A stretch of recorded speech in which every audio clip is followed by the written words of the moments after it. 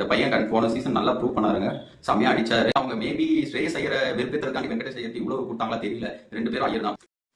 Hi cricket info family, நம்ம இப்போ பார்க்க போகிறது கேகே ராவோட பெஸ்ட் பிளேயிங் 11 2025 என்னவா இருக்கும் தான் பார்க்க போகிறோம். ஸோ வாங்க வீடியோக்குள்ளே போகலாம். ஃபர்ஸ்ட் கேகேஆர் ஓப்பனிங் பேர் யாருன்னு பார்த்தீங்கன்னா டிகாக். எஸ், குர்பாஸும் இருக்காரு. பட் நான் டிகாக்கு ஏன் ப்ரிஃபரன்ஸ் தருவேன் பார்த்தீங்கன்னா, is from quality side, south ஆஃப்ரிக்காலேருந்து வர்றாரு. அதுவும் இல்லாமல் அதிக T20s ஆடி இருக்காரு கம்பேர்ட் டு குர்பாஸ். அதனால தான் நான் சொல்கிறேன். பட் குர்பாஸ்க்கும் வாய்ப்பு தரலாம். இஃப் 6 மேட்சஸ்ல நம்ம டிகாக் ஃபெயிலியர் ஆனார்னா கண்டிப்பாக வாய்ப்பு கொடுக்கலாம், தப்பே இல்லை. பட் என்னோட ப்ரிஃபரன்ஸ் ஃபர்ஸ்ட் டிகாக், தென் ஆப்வியஸாக நரேன் வருவார் செகண்ட். எஸ், கம்பீர் போட்ட பிளான். பட் என்னை பொறுத்த வரைக்கும் என்னன்னா, அதர் பிரான்சைஸ் மேட்ச்ல வந்து நரேன் வந்து ஓப்பனிங்ல பெர்ஃபார்ம் பண்றாரா பார்த்தீங்கன்னா இல்லை இப்போ வரைக்கும். ஸோ அதனால கொஞ்சம் டவுட்டாக இருக்கு. But still it's hit or miss தான். அவங்களே எதிர்பார்ப்பாங்க கேகேஆர் நரேன் கிட்ட இருந்து. ஸோ ஓப்பனிங் பேர் நரேன் டிகாக். அண்ட் தேர்ட் பார்த்தீங்கன்னா ரகுவம்சி. S, ரகுவம்சே third. இந்த பையன் போன சீசன் நல்லா ப்ரூவ் பண்ணாருங்க. செம்மையா அடிச்சாரு. நல்லா ஒன் டவுன்ல வந்து சூப்பராக ஆடினாரு. ஆன் அண்ட் ஆஃப் தான் வாய்ப்பு கிடைச்சது போன சீசன். ஸ்டில் நல்லா பெட்டராக ப்ளே பண்ணாரு. ஸோ அதனால என்னை பொறுத்த வரைக்கும் third one down Raghuvanshi. Then fourth yes Venkatesh Iyer. அவ்வளோ அமௌண்ட் கொடுத்து எடுத்தாங்க. உண்மையிலே ஒர்த்து இல்லையான்னு என்ன கேட்டால் அந்த ரேஞ்சுக்கு ஒர்த் இல்லை தான் சொல்லுவேன். பட் ஸ்டில் என்னை பொறுத்த வரைக்கும் அவங்க மேபி ஸ்ரேயஸ் ஐயரை வெறுப்பேற்றுறதுக்காண்டி வெங்கடேஷ் ஐயருக்கு இவ்வளவு கொடுத்தாங்களா தெரியல. 2 பேரும் ஐயர் தான்.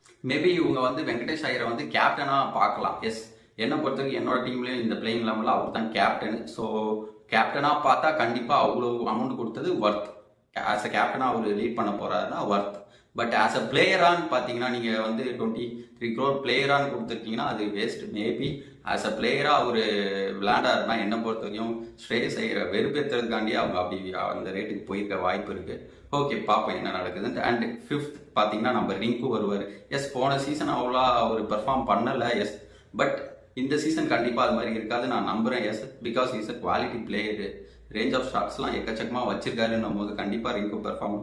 அண்ட் இந்தியன் டீமுக்கும் அவர் தான் இப்போ ஃபினிஷர். ஹார்திக் பாண்டியா கூட சப்போர்ட்டாக பார்த்தீங்கன்னா அவர் தான். ஸோ ரிங்கு கண்டிப்பாக பெர்ஃபார்ம் பண்ணுவார். Hope I will do better in this IPL. Then பார்த்தீங்கன்னா ரசில். எஸ், ரசில் என்னை பொறுத்த வரைக்கும் ஆன் அண்ட் ஆஃப் இதுலேயே இருக்கார், இன்ஜுரிஸ்லேயே. பட் மேபி கேகேஆர்க்குன்னு வரும்போது இன்ஜுரி இருந்தாலும் ஆடுறாருங்க. போன சீசன்லாம் நான் பார்த்தேன். இன்ஜுரி இருந்தாலுமே அவரோட பெஸ்ட்டை கொடுக்குறாரு. அவர் வந்து போய் உட்காந்துருல ஃபியூச்சர் இருக்கு. மேபி அவர் இன்ஜுரி இருந்தாலும் நல்லா ஆட வாய்ப்பு இருக்கு. ஏன்னா சப்போஸ் அவர் வந்து அவங்க டீம்ல வந்து ஆடணும்ட்டு அப்படின்னு இல்லை. வெஸ்ட் இண்டீஸ்க்கு ஒரு ரெகுலர் பிளேயரா இப்போ இல்லை அவர். ஸோ அதனால அவர் கண்டிப்பாக இன்ஜுரி இருந்தாலும் ஆடுவார் நான் நம்புறேன். So Russell. அதுக்கப்புறம் பார்த்தீங்கன்னா யார் வருவா பார்த்தீங்கன்னா பவுலர்ஸ் கண்டிப்பாக வருண் சக்கரவர்த்தி வருவார். ஸோ வருண் சக்கரவர்த்தி ரீட்டைன் பண்ணியிருக்காங்க. Yes, worth retaining because leading spinner அவர் தான். அவருக்கு பெர்ஃபார்மன்ஸும் பண்ணியிருக்காரு இதுக்கு முன்னாடி. ஸோ வருண் சக்கரவர்த்தி கண்டிப்பாக இருக்கலாம். தென் அடுத்த பிளேயர் யார் பார்த்தீங்கன்னா மயங்க் மார்க்கண்டே. எஸ், அவரும் சப்போர்ட்டிவாக இருப்பார் கண்டிப்பாக வருண் சக்கரவர்த்திக்கு. அண்ட் நரேனுக்கும் சப்போர்ட்டிவாக இருக்க வாய்ப்பு இருக்கு.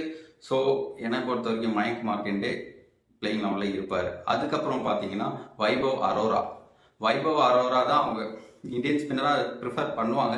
எஸ், விங்கு அப்பப்போ அவருக்கு ஆகுன்ற போது கண்டிப்பாக ஏர்லி விக்கெட் எடுக்க அவர் வாய்ப்பு இருக்கு. ஸோ வைபவ் அரோரா தான் வரணும்னு நான் நம்புறேன். தென் ஆப்வியஸாக ராணா. ஸோ டெஸ்ட் கிரிக்கெட்டில் செம பெர்ஃபார்மன்ஸ் கொடுத்துக்கிட்டு இருக்காருங்க. ஸோ ராணா கண்டிப்பாக போன சீசனும் நல்லா பெர்ஃபார்ம் பண்ணார். ஸோ கண்டிப்பாக ராணா பிளேயிங் லெவலில் இருப்பார். தென் பார்க்க போனால் நர்ச்.